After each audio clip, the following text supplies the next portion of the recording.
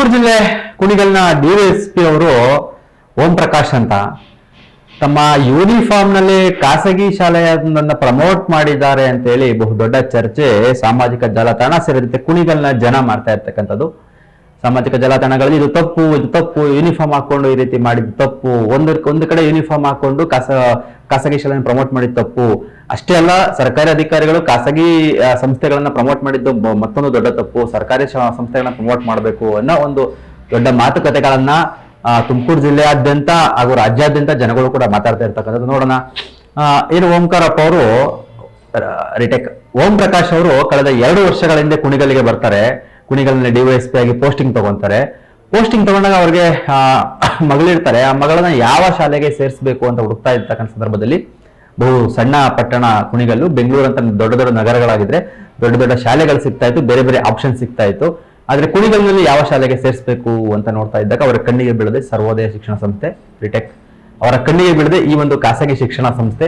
ಈ ಒಂದು ಖಾಸಗಿ ಶಿಕ್ಷಣ ಸಂಸ್ಥೆಯ ಓನರ್ ಅನ್ನ ಮಾತಾಡಿಸಿ ಹೇಗೋ ಮಾಡಿ ಅವರ ಮಗಳನ್ನ ಅಲ್ಲಿಗೆ ಶಾಲೆಗೆ ಸೇರಿಸ್ತಾರೆ. ಶಾಲೆಗೆ ಸೇರಿಸಿ 2 ವರ್ಷ ಆಗಿದೆ.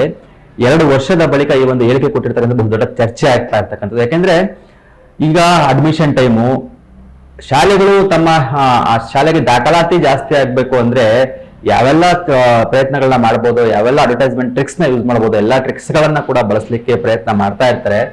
ಇಂತಹ ಸಂದರ್ಭದಲ್ಲಿ ಓಂ ಪ್ರಕಾಶ್ ಅವರು ಕೂಡ ಶಾಲೆ ಬಳಿ ಹೋಗಿರ್ತಕ್ಕಂಥ ಸಂದರ್ಭದಲ್ಲಿ ಸ್ಕೂಲ್ ಮ್ಯಾನೇಜ್ಮೆಂಟ್ ಅವ್ರಿಗೊಂದು ಮೈಕ್ ಕೊಟ್ಟು ನಮ್ಮ ಶಾಲೆ ಬಗ್ಗೆ ಹೇಳಿ ಅಂತ ಹೇಳಿದ್ದಾರೆ. ಆ ಶಾಲೆ ಬಗ್ಗೆ ಓಂ ಪ್ರಕಾಶ್ ಅವರು ಹೇಳಿದ್ದಾರೆ.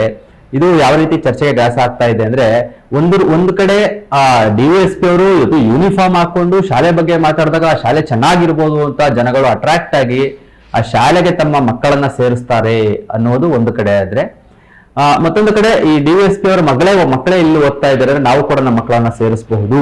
ಒಂದು ರೀತಿ ಪ್ರಮೋಟ್ ಇದು.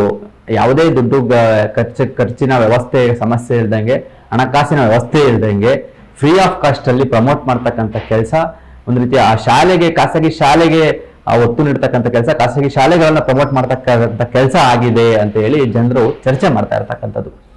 ಈ ರೀತಿಯ ಡಿವೈಎಸ್ಪಿ ಓಂ ಪ್ರಕಾಶ್ ಅವರ ನಡೆ ಏನನ್ನ ಸೂಚಿಸುತ್ತೆ? ಇದು ಸಂವಿಧಾನದ ಉಲ್ಲಂಘನೆನ, ಅಥವಾ ಯೂನಿಫಾರ್ಮ್ ಹಾಕೊಂಡು ಪ್ರಮೋಟ್ ಮಾಡಿದ ತಪ್ಪ, ಅಥವಾ ಸರ್ಕಾರಿ ಅಧಿಕಾರಿಯಾಗಿ ಖಾಸಗಿಯನ್ನ ಪ್ರಮೋಟ್ ಮಾಡಿದ ತಪ್ಪ? ಎಲ್ಲವಕ್ಕೂ ಕೂಡ ಮುಂದಿನ ದಿನಗಳಲ್ಲಿ ಉತ್ತರ ಸಿಗಲಿದೆ. ಮತ್ತಷ್ಟು ವಿಚಾರಗಳಿಗಾಗಿ ನಮ್ಮ ಡಿಜಿಟಲ್ ವಾರ್ತಾ ಚಾನಲ್ನ ಲೈಕ್ ಮಾಡಿ, ಶೇರ್ ಮಾಡಿ, ಫಾಲೋ ಮಾಡಿ.